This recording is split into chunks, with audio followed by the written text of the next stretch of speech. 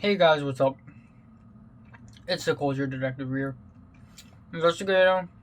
And today I'll be doing a review on the latest Armand, Hammer, and the Alchemist album, Haram. Now, this album features this album cover features two severed pig heads, and YouTube.com may not allow that. So I'm going to flash this photo for 2 seconds and then I'm going to continue using the safe version of the album cover, which I myself had made. There you go. That is the real album cover. So Armand Hammer is one of the most promising abstract rap duos of the recent decade. They are basically Billy Woods and Elucid, and for the longest time I thought Armand Hammer was a one person.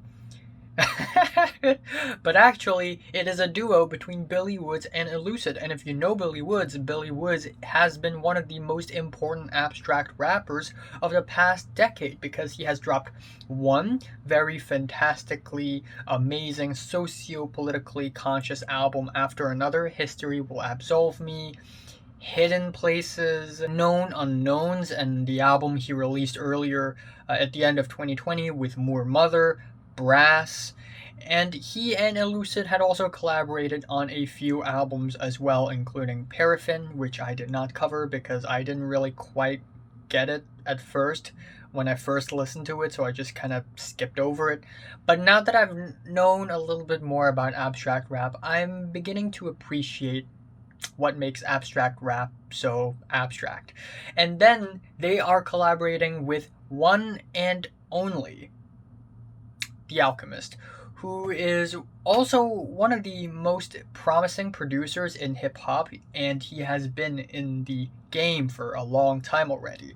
Not too long ago, he collaborated with Freddie Gibbs on Alfredo, which became one of my favorite rap albums of that year. It is dreamy, it is gorgeous, and I absolutely love that album.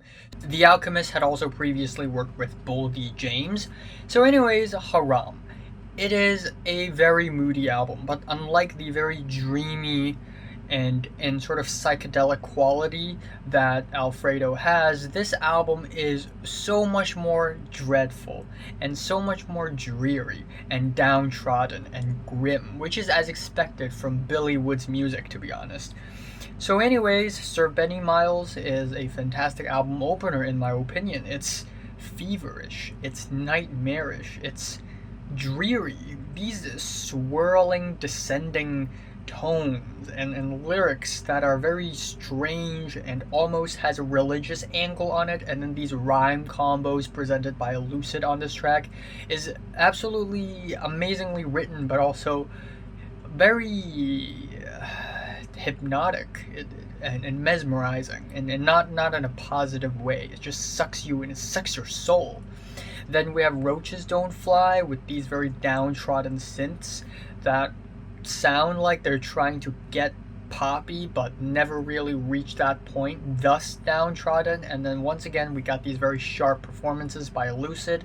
Black Sunlight has these soul samples, except they're very bright but they're chopped up and rearranged in a way it sounds kind of clustered and contained. It's like an energy that's compressed, and we have all these cultural references in Billy Woods' bars, which is very impressive. Indian Summer is another really memorable track where we get these very mystical flutes being sampled in the track, which is so faint and so distant. Again, The Alchemist just never ceases to impress me with his production ever since I learned about him. I mean, recently I talked about Unlocked 1.5, and one of the tracks feature The Alchemist and Joey Badass remixing the track Cosmic, and I just love the production on this track. And similarly, his production on this album is absolutely fantastic. What can I say? And Billy Woods also, being such a great lyricist that he is, sort of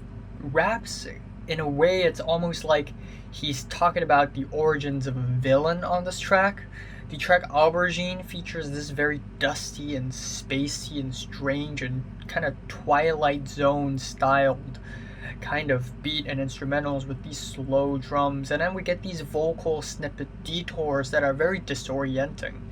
God's Feet is a bit of a weird track on the album where Billy Woods sort of sings, and this is not the only moment on the album where Billy Woods sings. At the end of the album, on the track Stone Fruit, Billy Woods and actually Elucid, he also sings on this track, and while their singing is not great, it certainly adds to the vibe of the album. We have the track Pepper Tree, where Billy Woods delivers spoken word passages on top of these really disorienting and strange sort of reversed jazz samples. Scaffolds feature these very faint, windy instrumentals, which sound interesting, but maybe a little tame and a little mild for an entire track's length.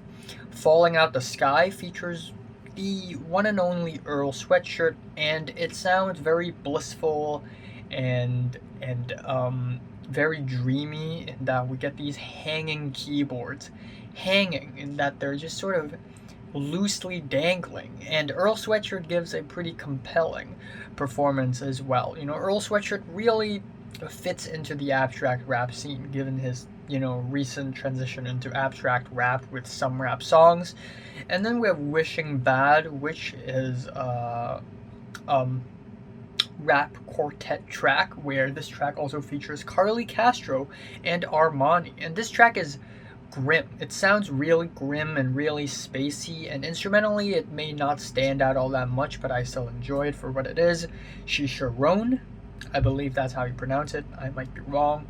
Another one of the tracks where the instrumentals are so weird and so odd and feverish. It's actually kind of amazing.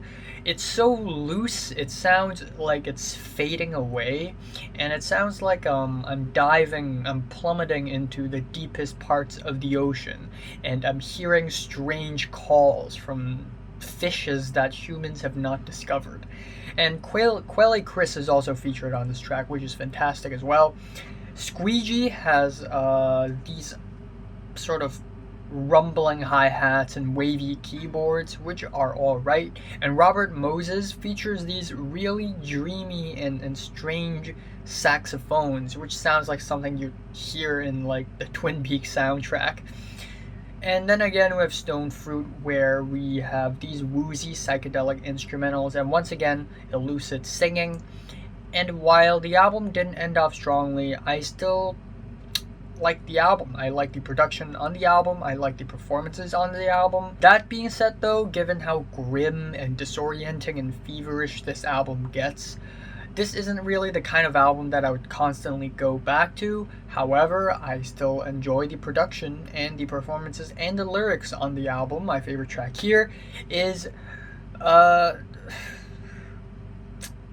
Out the Sky, Indian Summer, Sir Benni Miles, one of those three. And my least favorite is God's Feet, I guess. Scaffolds. I'm giving Armand Hammer and the Alchemist a strong 7 out of 10. So, have you listened to the latest Armand Hammer and the Alchemist album? From 1 to 10, how much did you rate it? Like if you like it, and subscribe if you want more, and thanks for watching. Originally, I was going to review Brockhampton today, but I need to listen to that album a little more. Also, I will review AJR, I will review Promises by Floating Points, Pharoah Sanders and London Symphony Orchestra. I will review classic album sometime soon.